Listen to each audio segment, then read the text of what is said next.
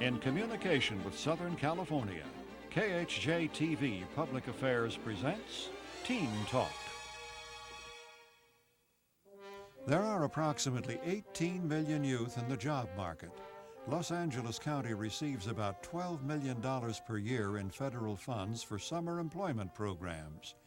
It appears that unemployment problems for teens have a strong link to employment problems for them throughout adult life.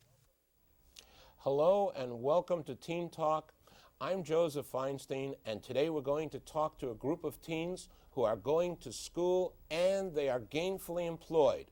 They're trying to make good grades while making ends meet. Welcome, panel. Welcome to Teen Talk. Tell me, where are you all working and what are you doing? John, we'll throw it right at you. Well, I work at Hollywood Dog Training School in Kitty City, where I watch the general... Kitty City? Kitty City. Is it near Universal or...? No, actually it's in North Hollywood on Van Owen. And what I do is I generally watch the general health of the cats and kittens. I take care of them. If there are any problems, I report them to my boss, the owner of the facility. And for this you're paid? And for this I'm paid. We have a community area where we put our cats during the day, and if they get along, it's in a Central Park type setting where they get to roam around, sit on high shelves, on pillows. Beautiful.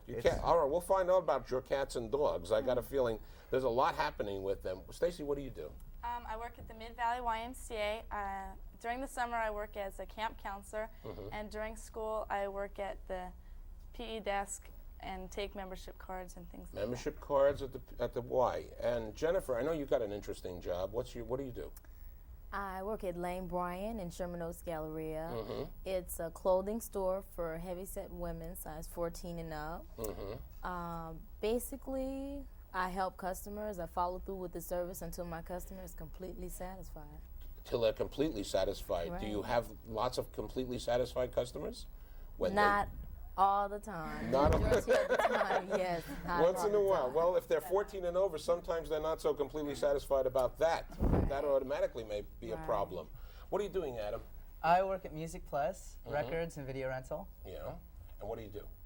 Oh, I put records away and videos away, and I help the customers if they need any help finding something or something. Very nice. Tell me, how difficult was it finding these jobs that you're doing? Did you have a hard time, getting the job in the first place? You're working in where? Bullocks. Bullocks. I work at Bullocks, Sherman Oaks. I didn't find it a problem because about a year and a half ago I went in and they weren't hiring. And a good friend of mine worked there, and she still does. And I had gone in and filled out an application, and there was no progress at first. And then she went in to the personnel director and talked to her. She said, well, tell her to come right to me, which was a really good connection, and they're good with that. And I went in, I talked to her, and she had me work a couple sales, and she had me work some really busy times, and then she said, I really want you to work. You raise a very important point, Susan. The connections are very important. I call it networking. Yeah. I call it the business of asking moms or dads or teacher friends or friends of yours if they know of any place where there's a job, because that's the way to really find some kind of a job. Did you use networking for your job, Ronnie? Well, sort of. A friend of mine, his mother works in a law office, and she was looking for an assistant for someone to work, and he thought of me and he recommended me. And I was really lucky to get the job because she just called me up. It was the end of last June, and she called me up and she offered me an interview, and I went in and I got the job. But I was really lucky because it's a really good job. It is a good job? Yeah. What makes it such a good job? Well, some people don't enjoy working in an office. I like the office atmosphere. I work for a lawyer. I really like him, and the people that I work with, I really enjoy working with them, and that makes it a lot. Well, if they're watching today, I'm sure that there's a raise for Ronnie. Just don't forget Ronnie's raise. When that happens. Belinda, you're not exactly working, but you're doing something equally wonderful as far as I'm concerned. Tell them what you're doing. Well, I'm a volunteer at Valley Presbyterian Hospital. I love working with people, and it's a great way to meet people and help them. Now, how did you come to decide to do something like this? Well, I was 13, and it's really hard to find a job at 13. and they were looking for volunteers, and I started it then. It was during the summer, and I've been working there for about 3 years now. Really? It's a lot of fun. Is it a rough job for you guys between combining all these hours that you're doing? I know you work many hours at the Bullocks, and you're working at the record store, and you at Lane Bryant. Can you manage the work and school? Is that a problem, Jennifer? Well, at first, come September 10th, it really wasn't that hard. In the beginning of the school year, it really wasn't that hard. But now, to me, it is getting a little difficult. But I figure my being intelligent, I can handle it. I like the way you say that. That's good. That's a very intelligent thing to say. We did our show on self-esteem a couple of weeks ago, and I can see you don't need that proud. That's not your problem. How about you with the dogs and the cats and everything? Are they, and school, is that a problem? No, it's not, because my career goal is to work with animals, even though I will be working with exotic. But I love working with animals, and from the attitude I get from the animals, they love working with me. So it's kind of a mutual agreement. Did you check it out with a couple of dogs and get a couple of pup-ups approval? No. How about you, Stacy? Sometimes it's hard to work and juggle school and reports and stuff, and I only work a few hours a week, so I can work around it.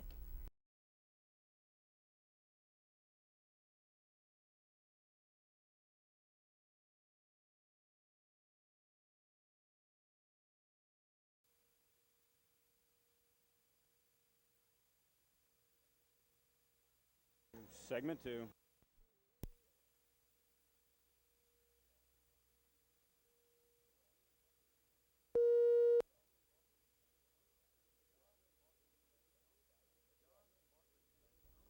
Jobs offer youth an opportunity to deal with and identify with adults. They can serve to introduce you to career choices. They can help you meet and greet the public and expose you to some necessary and valuable experiences before you have to make a permanent job decisions. Panel, how do your jobs serve you? Take it, Susan. Being where I work, I'm dealing with people all the time. I mean, I'll get people who are in bad moods. I'll get people who want what they want then and right away. I want it, and I want it now. Right, Yes. and then you'll get the cheapskates who want it now, and they become the hardest to deal with. But, Okay. What has this taught you?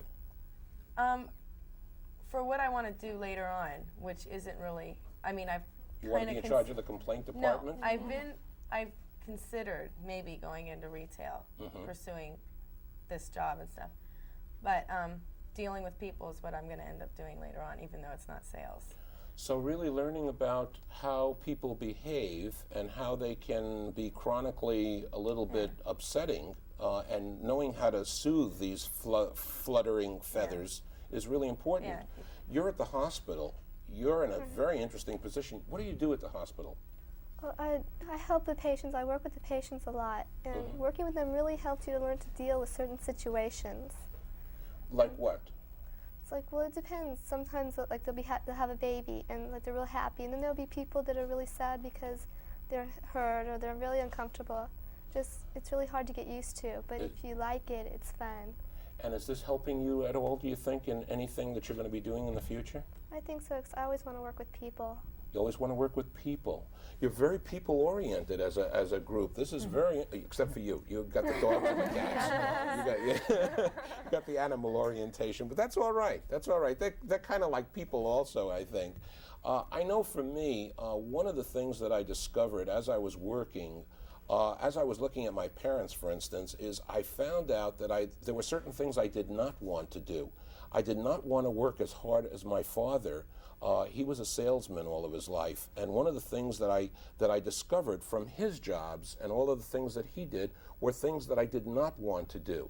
Are there any things that you're discovering about the world of work that you don't want to do, or that you won't want to get involved with? Anything like that? Yeah? Go ahead, Anna. Yeah, I think in the past I've had a couple of jobs with fast food or ice cream or something like that, and it gets so tedious and repetitious. I think I've learned that in the future I'd like a job with a lot of variety that isn't such a rut and such a drag to go to every day, you know? That's exactly what I meant. That was what I discovered too, that I really loved I've got 5 jobs now, and I'm doing 5 different things, and I love each one because I come to each one with a certain kind of exuberance, you know? Have you found out things you don't want to do? I know you love the animals. Well, I love animals, but I do not want to be a veterinarian. Okay. But I would love to work with the animals, not necessarily treating the animals. I love taking care of them, but the medicine part is where I don't really want to get into. I would rather be a trainer of wild animals as opposed to domestic animals. Okay. All right. Stacy, you discovering any of this stuff? I work with people a lot, and we're always talking and communicating, and I meet friends, and I'm friends with everybody there. So that's really what I want to do in the future, is work with people. So I haven't had a lot of hard times. You know, just dealing with people is, and it's fun. So I think I want to keep doing that. You want to keep doing that, yeah? And what about you, Jennifer? You can't be in that Lane Bryant store for the rest of your life. Right. In the past, I found out that I don't want to go back to selling things over the telephone. when I first came to California, I was working at the Los Angeles Times. Oh, so dissatisfying, you know. It was hearing everybody say, no, don't call my house, how'd you get my number? I don't want to hear it anymore. What have you discovered about people as a result of all the work that you guys are doing with people? What have you finding out, Ronnie? Well, with my job, I'm handling a lot of important papers and a lot of important people, and I don't know, I've just discovered with people that the way that you're going to get by in life is you have to put the confidence in yourself, and you have to know that you know what you're doing. And by doing that, you give an offspring to everybody else, and they know that you know what you're doing, so it gives everyone else kind of a confidence in everything going on. And if you don't know it, you got to punt, and you got to just kind of, you know, assume or play the role of somebody who does know it. That's one of the things that you begin to, you know, understand, that you really are invested with a certain amount of confidence as a result of all these times with the people. You know, certain things come out. What do you find is the biggest complaint you have with the customers that you deal with? I want to return this. They get really irritated. I work in fashion jewelry. Yeah. And they'll come back. I just bought this pin yesterday and it broke, and I wanted to wear it last night. Or, in fact, I sold somebody a $340 rhinestone necklace. Wow. And one of the people I work with, she says, I know they're going to return it. And she's rude about it. And they did. And she didn't let me off of it for like 3 days. But that's a complaint. Let's put it from the other side of you. Let's say that I'm the employer, and what I've been hearing from employers is that they're saying kids are chronically tardy to the job, that they're absent without reason, that they're not taking their job seriously, that they show disrespect. What do you say to those employers, Jennifer? What do you say to these people? Well, my employer, she's a very nice person, but one thing I did at one time was I took advantage of the situation. She was very lenient on me. I started I was tardy for work at one time, and I was just being irresponsible. But what I would suggest to others is that they, your work is something you have to be serious with. It's not a toy, so I've learned to deal with it.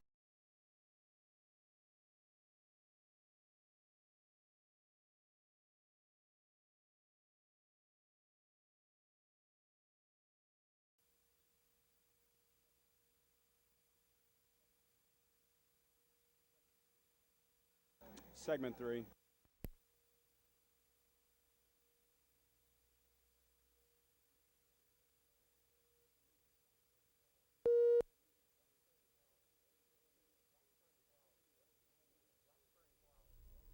Blackburn College in Illinois requires every student work 15 hours per week for the school in either the cafeteria, in construction, or in maintenance.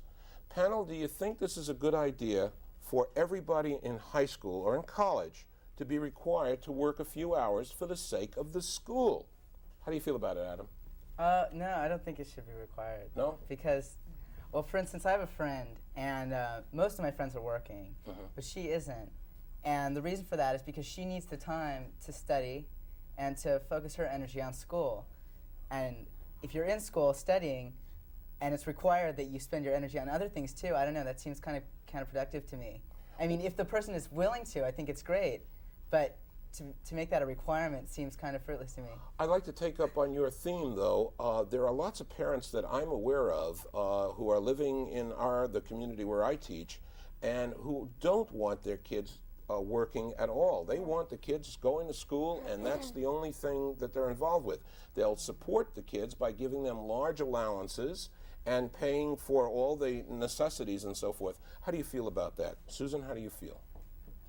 Well, I've never really had that problem, only because I've maintained pretty average grades. I mean, I plan on going to college, I plan on going to medical school, whatever. And my parents never, at first this year, when I said, I have to get a job, I have to get a job, it was like, you don't have to get a job, we will give you money. And they weren't totally against it. They said, don't take a lot of hours. You know, when I started in the summer, I was working full time. And when school came around, they like almost insisted I cut it. So, I mean, I understand I was going to do it anyway, but because school means a lot to me, but I like my job also, which makes it easier. Belinda, you're in the problem of the 15-year-old and trying to wind a job and be, you know, and so forth. Do you think your parents are going to give you a hard time if you want to work or when you want to work? Will they say to you, just go to school and study and do that? Well, I don't think so, because in a way I am working. I'm not getting paid for it, but I'm working, and it's good experience, and it's getting me ready for when I do go to a regular job. And they know that I like working as it is, so I don't think they'll say anything bad. Nothing at all? I don't think so. Do any of you have any friends that are not working that you're a little bit jealous? Are you jealous? No, I'm not jealous at all. My friend, she doesn't work, and she works really hard in school, and her parents say, we don't want you working, we we want you concentrating on your grades. But then again, I mean, she's the kind of person that I know will get good grades even if she works. But I'm glad that I'm in this situation. My parents have never said don't work and you shouldn't work so many hours. I mean, I work, I take care of my grades, which are fine, and I take care of work. And it's like when I get out of school into the big, great world out there, and I have to work. There's a big world out there, And I have to work. You know, I'm going to be much more prepared than she's going to be.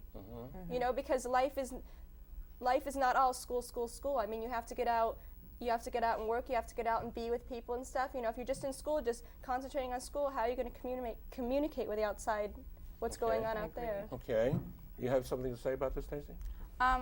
One of my friends doesn't work, and she gets, you know, her clothes and everything. I pay for my car insurance, and I pay for most of my clothes, and I feel How do you feel about that, paying for all sometimes those things? it's hard because I don't always have enough money, but deep down I know that I'm learning how to budget my money, how to pay for things, and that work is important. And some of my friends don't work, and they just get their things handed to them, and they don't know how it is to work and, you know, earn things. You value things more when you buy them yourself and when you've saved up money to buy it than when you just have someone gives it to you as a present. I would say amen to that. I would underline that as saying something important. I've been working since I can remember. How do you feel about it, Adam? You're in a very interesting position. You need to work, don't you? Yeah. Tell us about it. Well, I'm supporting myself because I'm living with my brother this year. My mom's gone to a different state to live and work. So that's a really interesting experience because suddenly I'm not working to have those extra dollars to go to the movies or whatever on the weekends. I mean, now I'm feeding myself and my dog too, and all his sorts dog. of He said his dog. And if you need to board that dog, just remember I know John. exactly where to go. Yeah. So I'm doing different things with my money than I was before, and I'm working hard and earning the money, and I'm not spending on whatever I want, which is what I was doing before, and it's another discipline of not only getting up and going to work, but, you know, having the money and channeling it where it needs to go.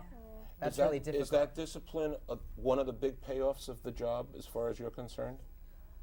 I certainly hope so. I mean, well, I to be honest with you, I think it would be. a good experience and that it'll be really useful in the future. What are you learning? What's the payoff for work with you? Well, for me, I'm not quite making so much money because I'm working mainly in the afternoons occasionally and sometimes on the weekends. But this is getting me set for a career. I have, I can say I've worked in a dog training facility, in a cattery. I've worked with wildlife because I'm volunteering time at a wildlife way station. And this is just getting me set for a career. I'm getting good grades in school so I can go to college, take certain classes, and get into the system, get into the zoo systems, and from there I can take it and just rise up and rise up. And the career area is so vast, I can go to anywhere in there. I can go to veterinary medicine because I will have my associate, and I can just do a whole bunch of neat things through there. And what's the payoff for you with all the things you're doing? Well, I didn't mention, but one of the things that I'm doing is I'm taking a nursing class to be an RN, and the way that's going to help me, I'm going to a 2-year college. So with this, I'll only have to go to college 2 years, and I got it made. I'm an RN. I don't have to go the 4 years or the 6 years or whatever it is. So I like taking the nursing class, and it's helping me a lot.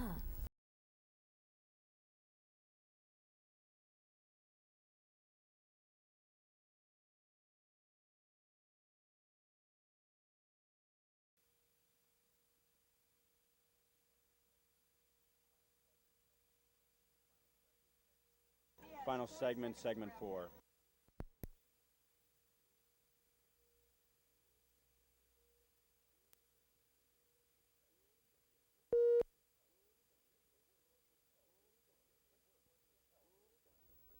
Schools can be a rich source of help in finding your work.